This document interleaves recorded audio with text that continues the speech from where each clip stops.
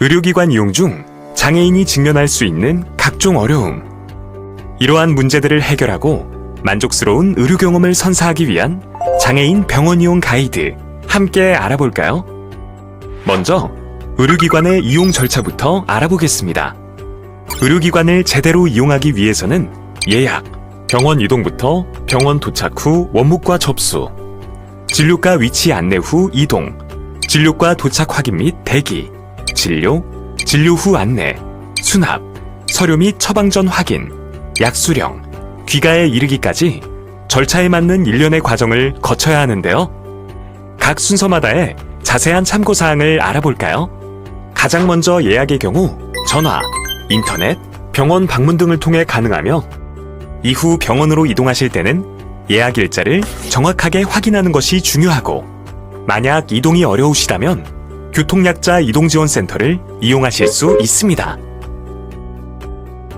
그 후 신분증을 필히 지참하신 상태에서 병원 원무팀에 방문하여 예약 확인 및 접수 절차를 진행해 주시고 병원 직원의 안내를 받아 진료과로 이동하신 후 진료과 직원에게 이름을 말씀해 주시면 접수 확인 및 진료 대기가 가능합니다. 진료실 앞 직원이나 전광판을 통해 순서를 확인하며 편안한 상태로 대기하다 보면 직원의 안내에 따라 진료실에 방문하여 진찰을 보실 수 있는데요. 이때 보다 정확한 진료를 위해서는 본인의 모든 증상이나 불편함을 잊어버리지 않도록 미리 메모한 후 명확하게 말씀해 주시는 것이 좋으며 재증명, 의무기록 사본 등의 서류가 필요하신 경우엔 직원에게 미리 요청해 주시면 더욱이 원활한 처리가 가능합니다. 이렇게 진료가 끝난 후에는 의료진의 처방에 따라 담당 직원의 안내가 진행되는데요. 검사 및 시술이 예정된 경우에는 이에 대한 준비 사항을 귀 기울여 들어주셔야 합니다. 모든 진료 및 검사 등이 시작되기 전 또는 완료된 후에는 수납 창구에 방문하여 비용 수납을 진행한 뒤 처방전을 받아주시고 병원 내부 또는 외부에 있는 약국에 방문하여 해당 처방전을 제출하신 후 약을 수령해 주시면 됩니다. 집으로 돌아가실 때는 교통수단 이용 혹은 거동이 불편하신 경우 교통약자 이동지원센터를 이용하실 수 있다는 점 잊지 마세요. 한편 병원 내에는 환자와 가족의 어려움을 해결하기 위한 사회사업실이라는 것이 존재하는데요. 병원 사회사업실에는 복지 서비스에 대한 전문적인 상담을 제공하는 의료사회복지사가 근무하고 있으며 이들은 질병과 장애로 인해 환자와 가족들이 경험하는 심리사회적 어려움, 경제적 부담감, 사회복귀 및 재활의 어려움 등을 해결하고자 노력하고 있고 이 외에도 퇴원계획 상담, 지역사회자원 연결 등의 서비스를 제공하고 있습니다. 만약 이용 중인 병원의 의료사회복지사 혹은 사회복지사가 근무하지 않을 시에는 행정복지센터에 장애인복지 담당자 및 사례관리 담당자 또는 장애인복지관의 사례관리 담당자 및 재가복지 담당자와 상담하는 방법도 추천드립니다. 그런가 하면 장애인이 병원을 이용할 때 불편함을 느꼈던 사례들에 대해 알아두고 이에 대한 해결법을 익혀두는 것도 중요한데요. 우선 말이 너무 빠르거나 사용하는 단어를 다 이해하지 못하는 경우 명확한 의사소통을 지향하고 쉬운 단어를 위주로 사용하며 장애인이 충분히 이해할 수 있도록 기다려주는 것이 중요합니다.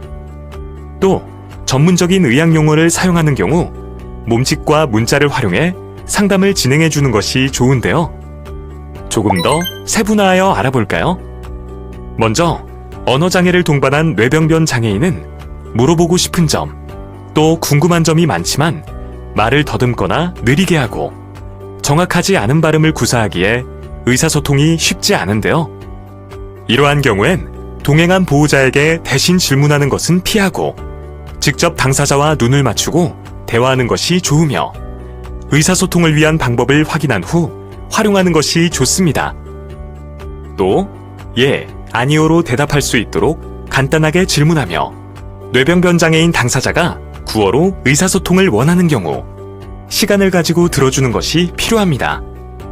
다음, 청각장애가 있는 장애인은 종종 수어통역사와 함께 의료기관을 방문한 후 수어통역사가 잠깐 자리를 비운 사이 호명하는 소리를 듣지 못해 진료 순서를 놓치는 경험을 하곤 하는데요. 청각장애인을 대하는 경우 수어, 구화, 필담 등으로 의사소통 가능 여부를 확인하고 청각장애인의 얼굴을 바라보며 이야기하는 것이 중요하며 필담으로 의사소통을 하는 경우 쉬운 문장과 단답형으로 질문하며 이야기 나누는 것이 좋습니다.